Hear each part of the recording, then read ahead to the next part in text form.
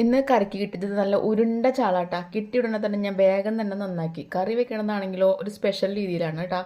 ഒരു വലിയ സവാള എടുത്തിട്ടുണ്ട്, ഒരു കഷ്ണം ഇഞ്ചി, 2-3 പച്ചമുളക്, 2-3 അല്ലി വെളുത്തുള്ളി നന്നായി വെളിച്ചെണ്ണയിൽ വാട്ടിയെടുത്തിട്ട് മുളക് പൊടി, മഞ്ഞൾപ്പൊടി, അതുപോലെ മല്ലിപ്പൊടി ഇട്ട് കൊടുത്തിട്ടുണ്ട്.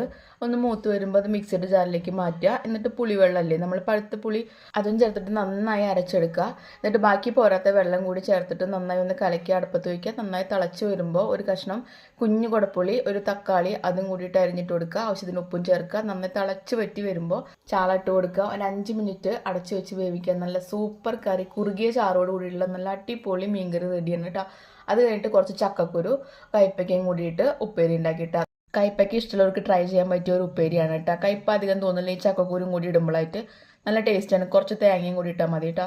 പിന്നെ കുറച്ച് മീനുണ്ടായിരുന്നു, അതും കൂടി വറുത്തു. ഇതൊക്കെയായിരുന്നു ഉച്ചക്കത്തെ വിഭവങ്ങൾ. സ്പെഷ്യൽ താരം നമ്മുടെ മീൻകറി തന്നെ.